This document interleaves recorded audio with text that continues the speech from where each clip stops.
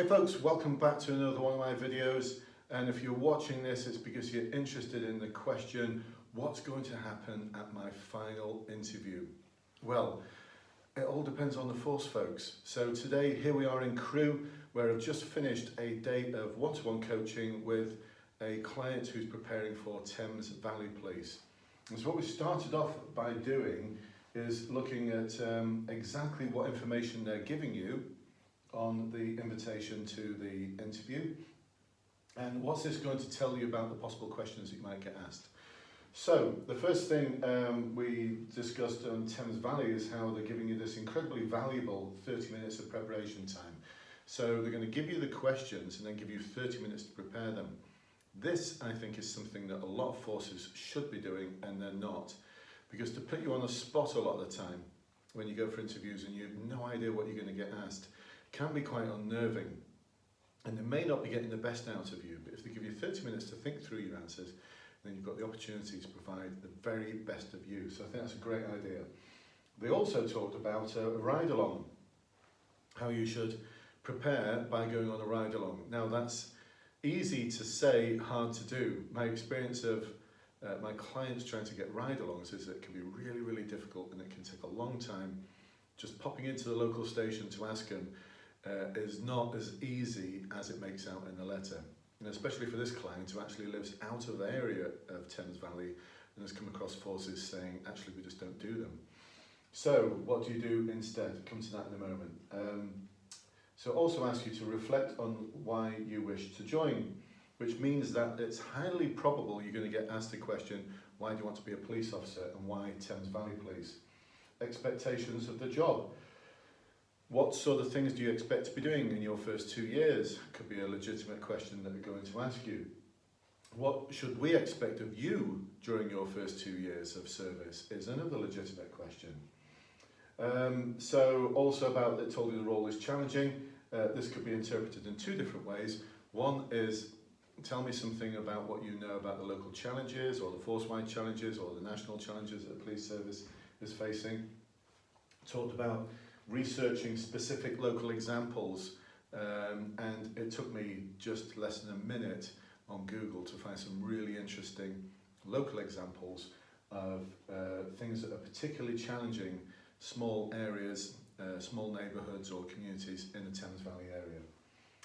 Could also be interpreted in another way. If the role is challenging, how are you going to manage the role of being a police officer? What sort of challenges do you think it will present to you?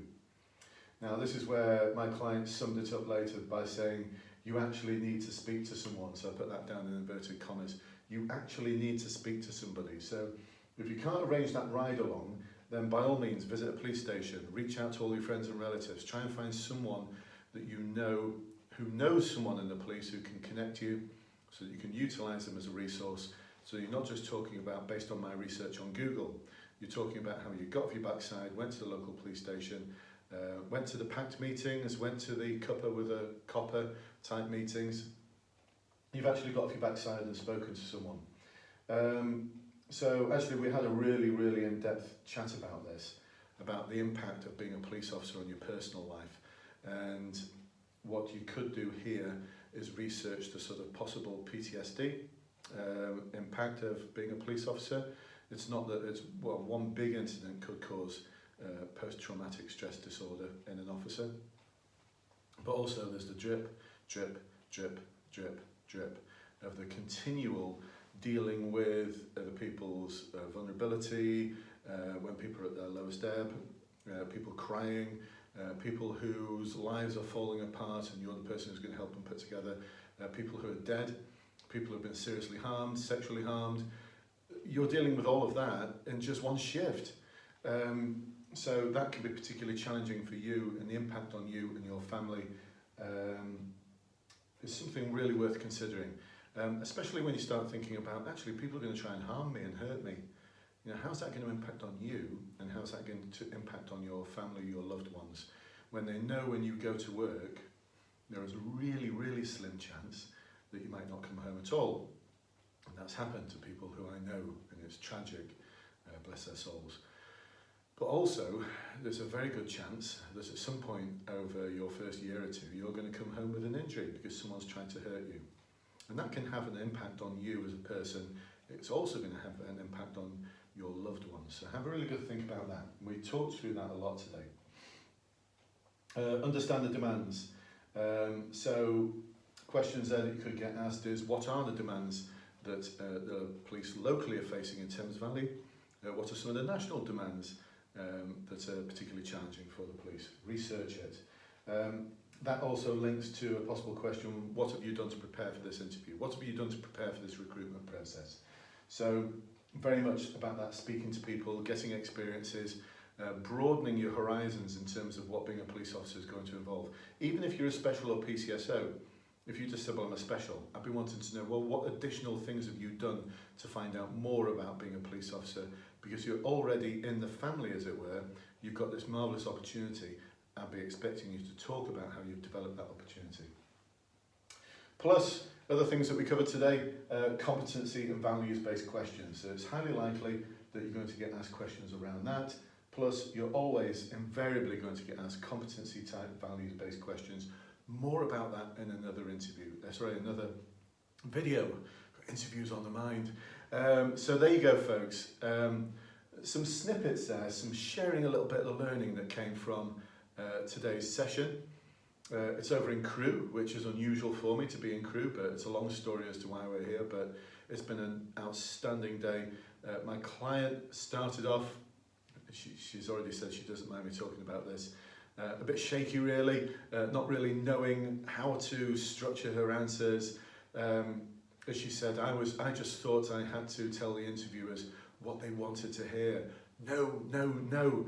They want to hear about the real, authentic, emotional self. They want to hear a story about you. And actually that's what today evolved into. How to tell stories, how to tell a story about you in different circumstances, in different incidents, in different parts of your life. Because ultimately, they're going to be asking themselves a question, can I see this person working on my team in the future? Because invariably the people who are going to be interviewing you are going to be serving operational inspectors and above. You may get some sergeants, but mostly it's going to be inspectors and above. And this is what they want from you. They want to be looking at you, hearing what you've got to say, feeling what you feel, sharing some of the passion that you've got about some of the things you've dealt with or your values. And they're going to be thinking to themselves, can I see this person working on my team? If the answer is no, then they'll find a way to fail you. If the answer is yes, then they'll work really hard to help you through the interview process. So folks, if you'd like to find out more about the services I provide that are going to show you exactly what you need to be doing to prepare for each stage of the recruitment process, then take a look at the links below.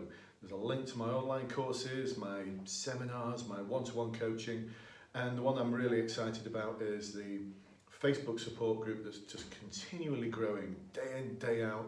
I'm probably adding about 20 or 30 people a day to it at the moment. It's got about 7,200 members plus 60 plus of those members are now mentors helping other people through the recruitment process in a very sort of ethical way. It's just an amazing group. So check the link to that if you're not part of that group already. And I will invite you. You've just got to say why you want to be part of the group and then you'll be allowed in. So my thanks go to all of you who are making this journey so pleasurable. It's been an absolute honour so far to help impact on so many people's lives. I look forward to impacting on your life and the lives of those who are watching these videos or you tell about these videos in the future. I'll see you soon in the Facebook group. Bye bye for now.